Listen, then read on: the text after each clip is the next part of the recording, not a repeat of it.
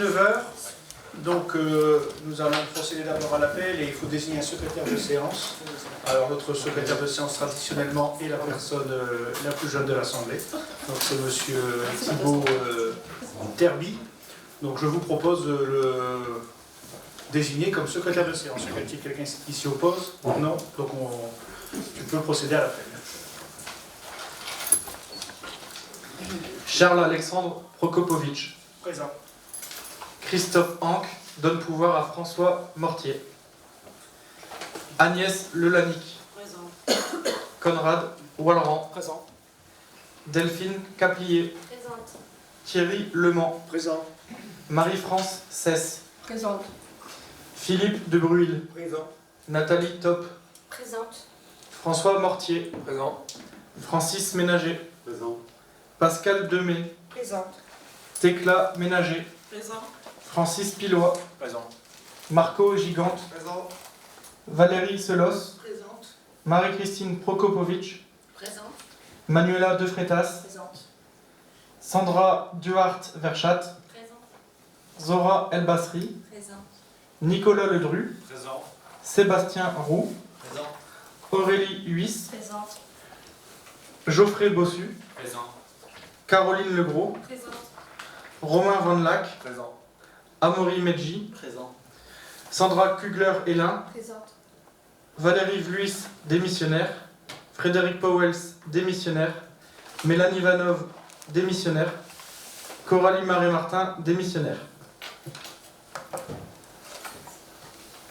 Merci.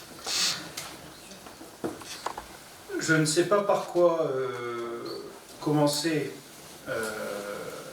parce que je dois faire part au conseil municipal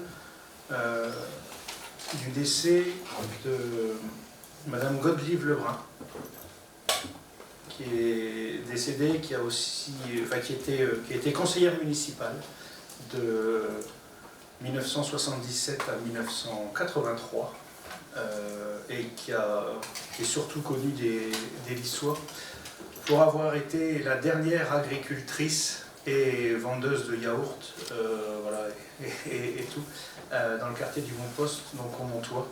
J'aimerais qu'on puisse observer quelques instants de silence pour sa mémoire.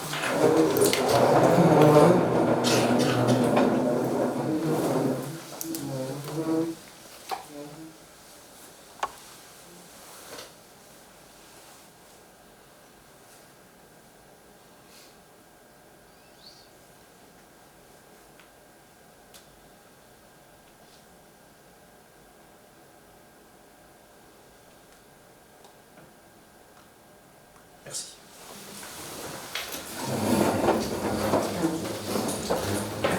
D'ailleurs, pour ceux qui lisent régulièrement l'UX Info, il y a un portrait qui avait été fait, je pense, en 2022 pour la journée de la femme avec d'autres personnes très engagées dans notre commune. On a fait un beau petit portrait.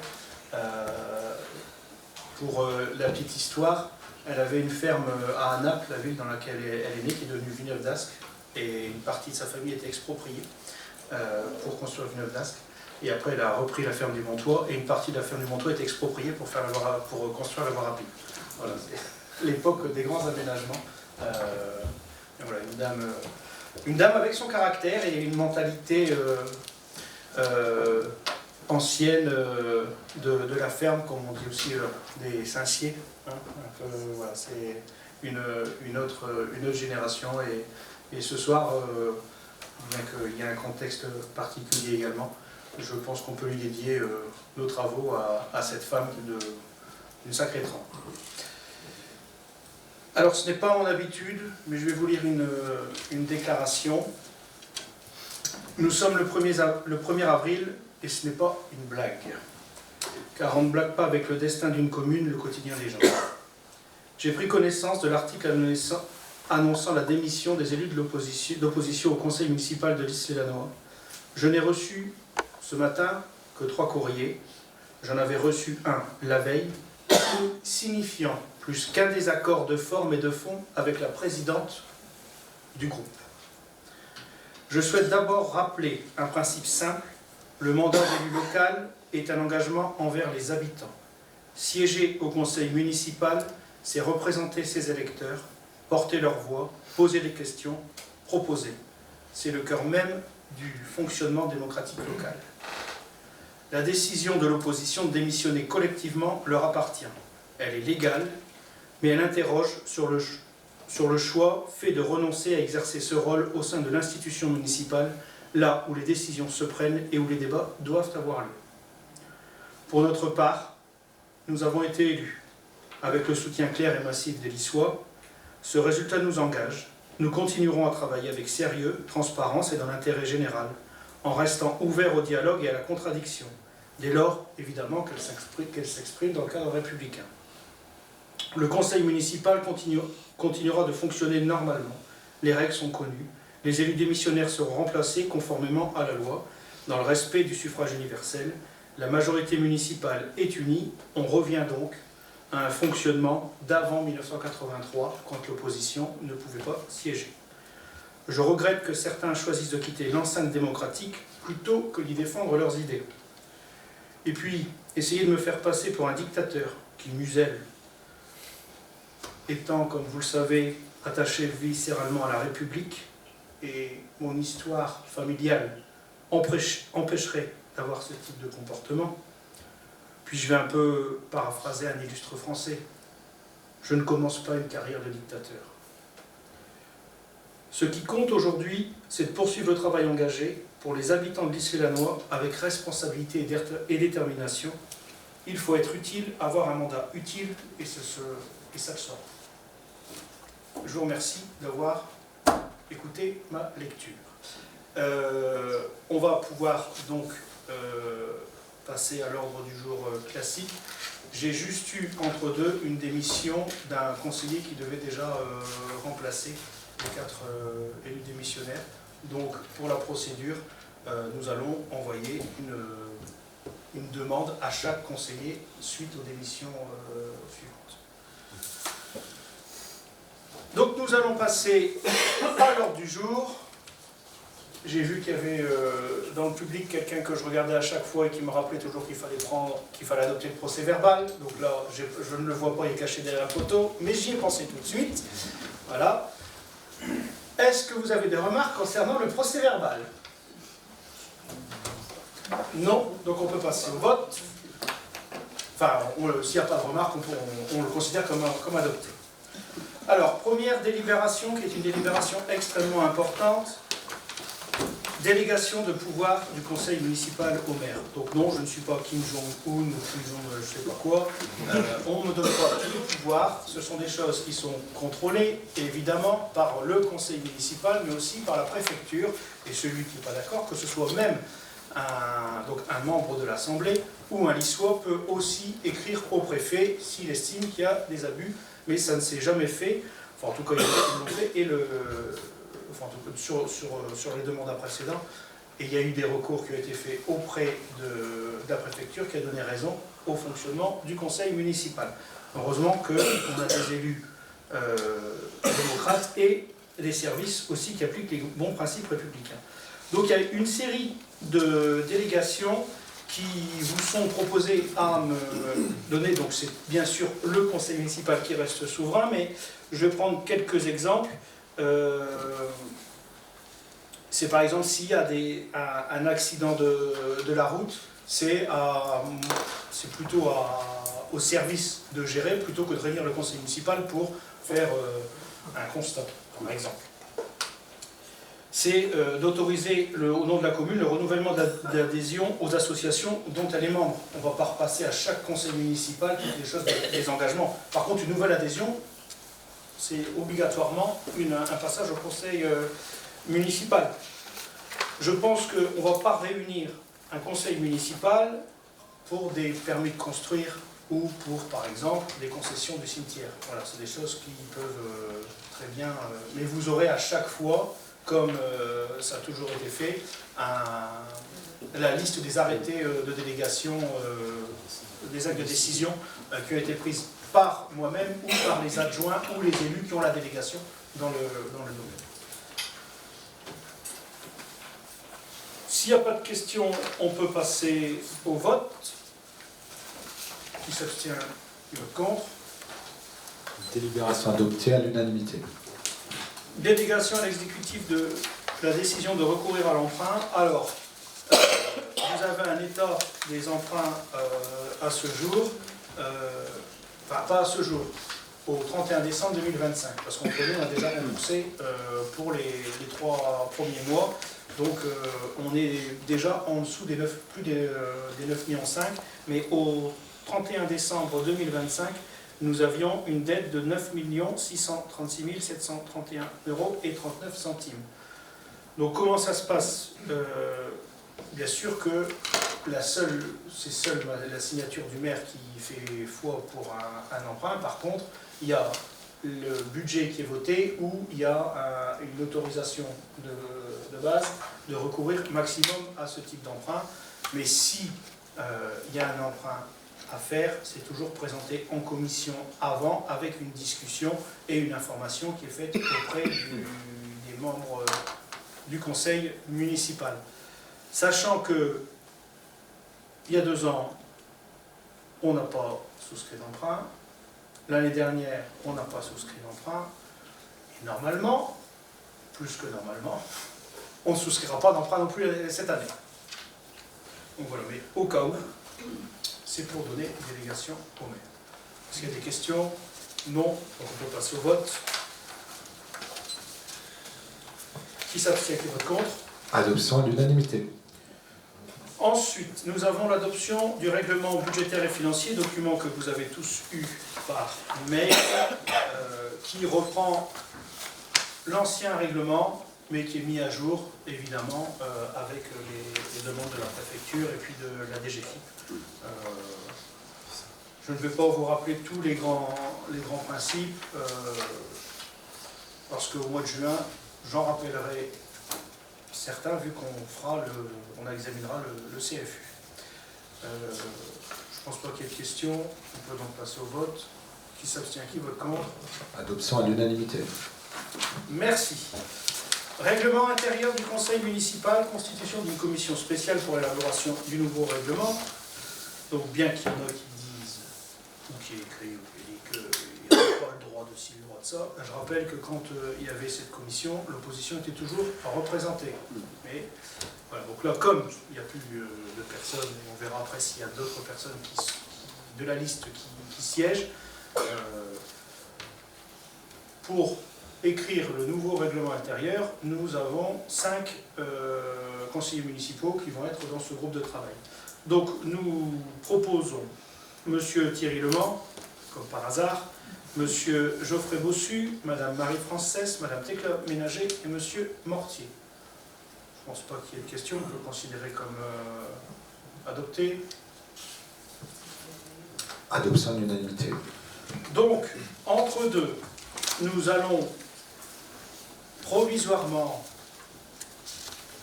adopter le règlement, prolonger le règlement du conseil municipal précédent le temps qu'on rédige un nouveau document, avec une modification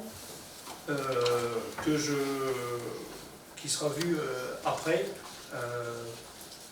mais on adopte le règlement qui a cours et qui est bien sûr qui a été validé par la préfecture auparavant.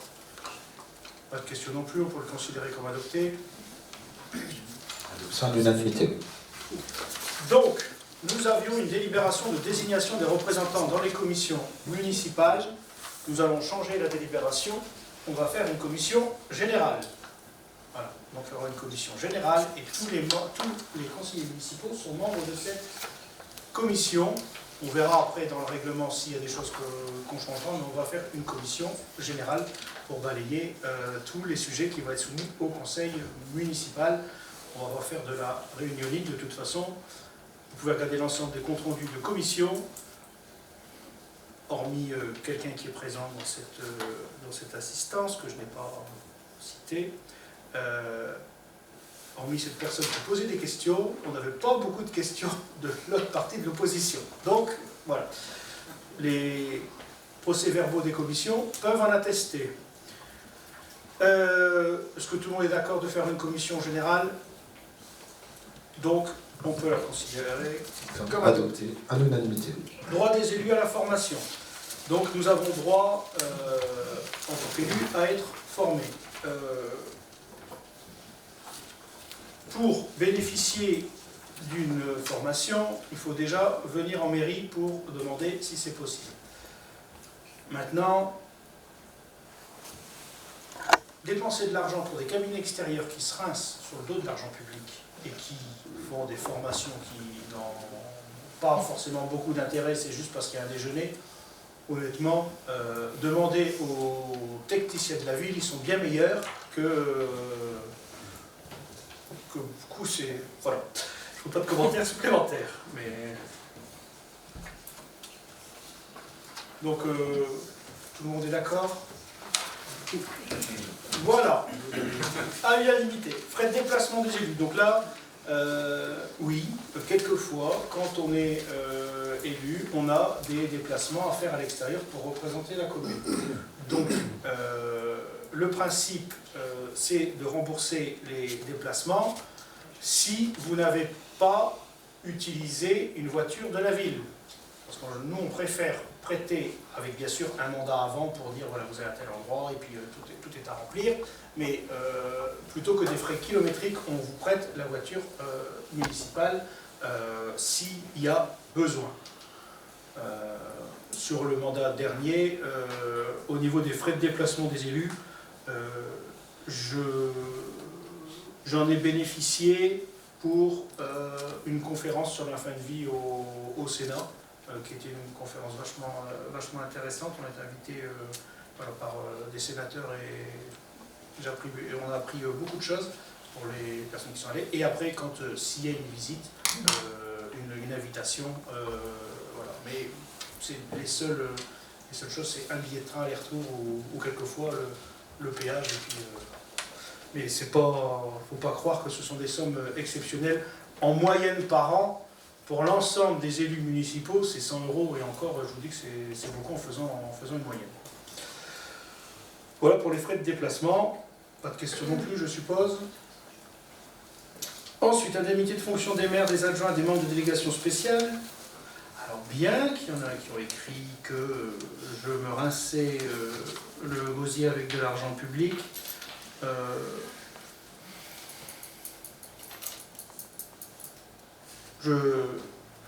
l'indemnité nette que je percevais sur le mandat dernier était à 1 470 € net par mois en ayant 24, 7 sur 7.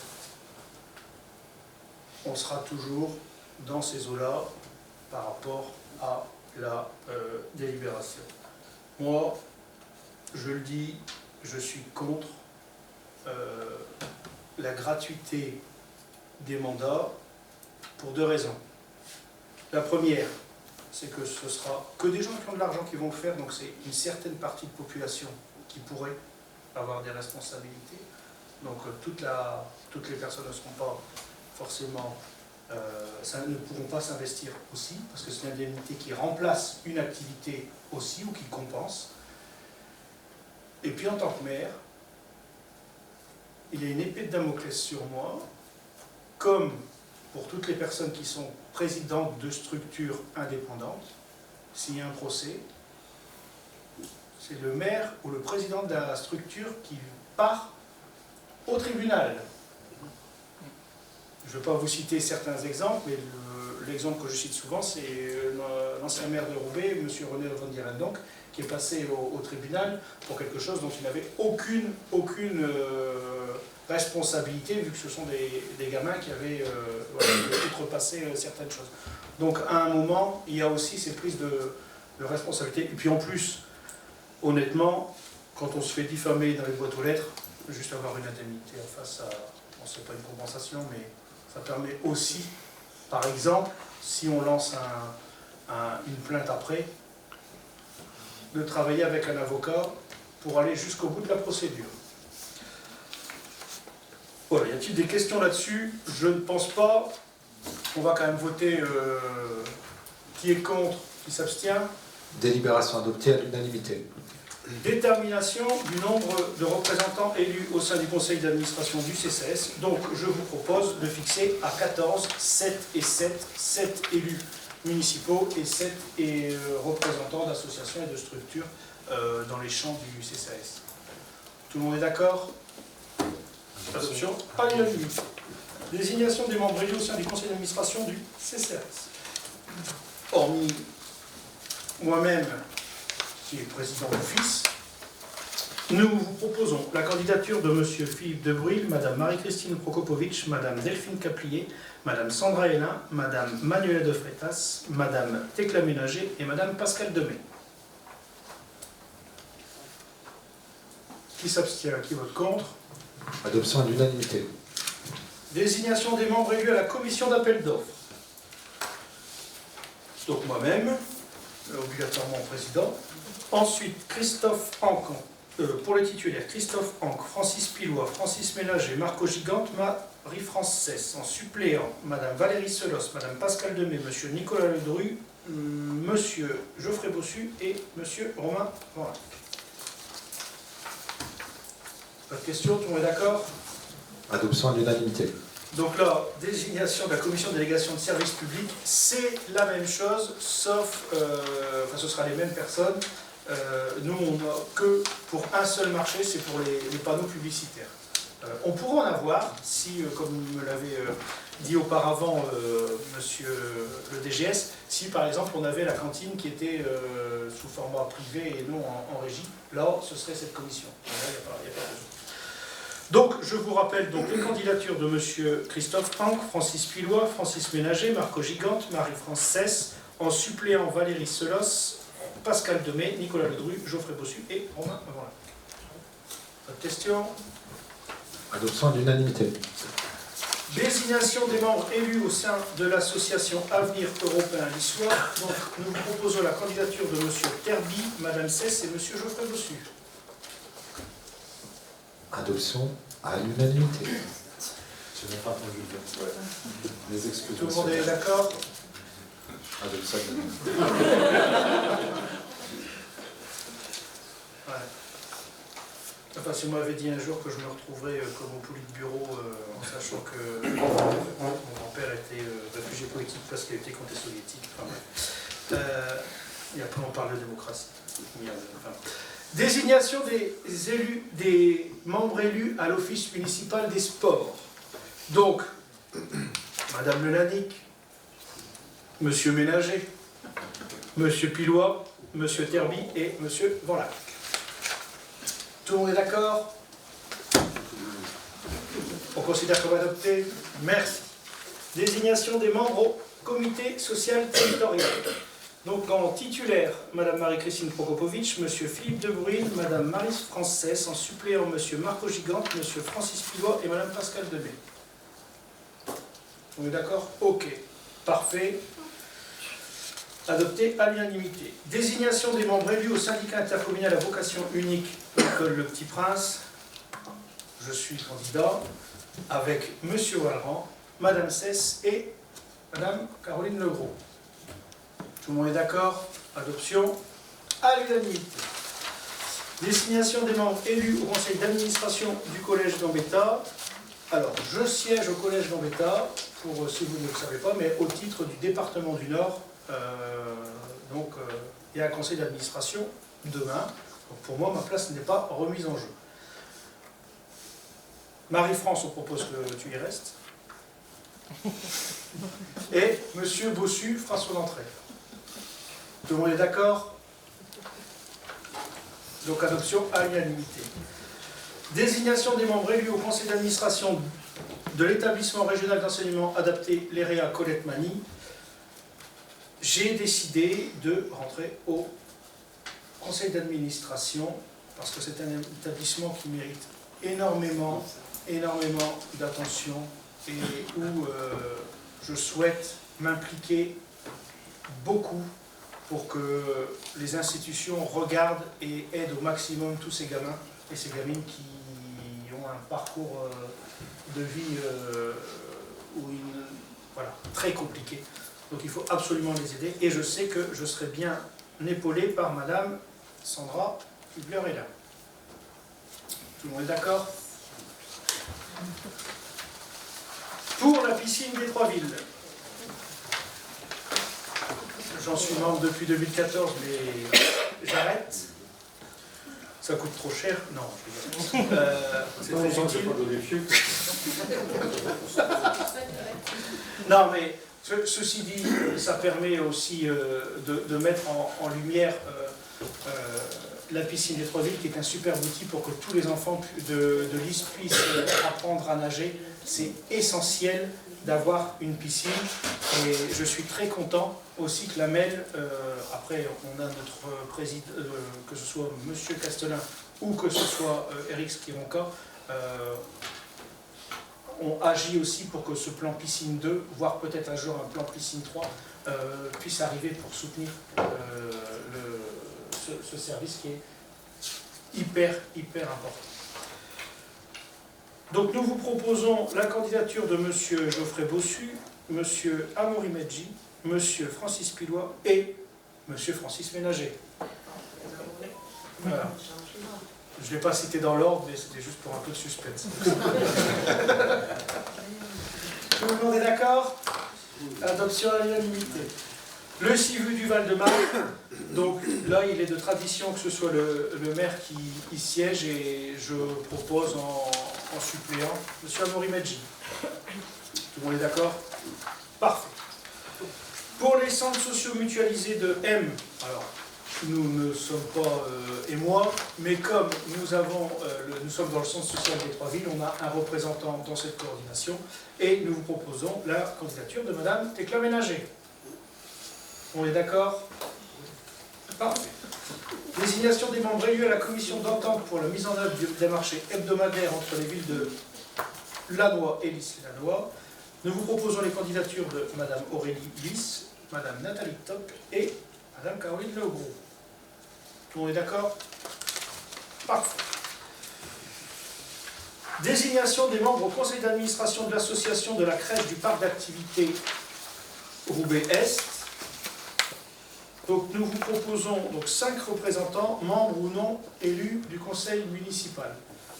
Nous vous proposons la candidature de Mme Marie-France, de Mme Manuela de Freitas, Mme Caroline Legros, Mme Sandra Kugler est là, et comme il y a la possibilité d'avoir des membres non élus du conseil municipal, et que c'est un siège qui revient à l'opposition, mais il n'y a personne, et comme elle est présente, je propose à Mme Catherine Deboff pour siéger au conseil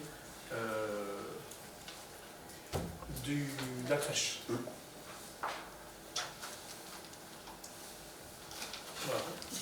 Donc, tout le monde est d'accord? Adoption à l'unanimité.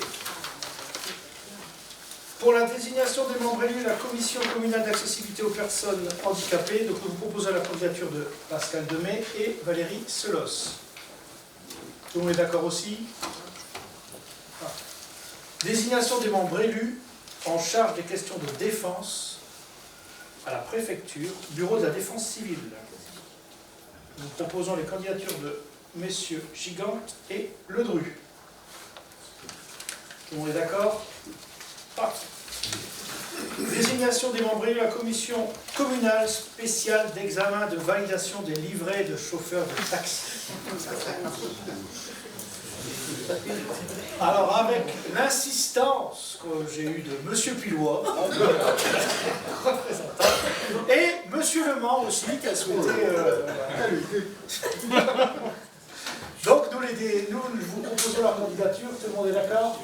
On ira en taxi. Ouais, en taxi, ouais. Désignation des membres élus à l'association Lys Animation, donc là c'était 2 et 3. Et donc, nous vous proposons les candidatures de Mme Delphine Capillier, Mme Valérie Selos et Mme Sandra Duhart. On est d'accord? Adoption unanimité.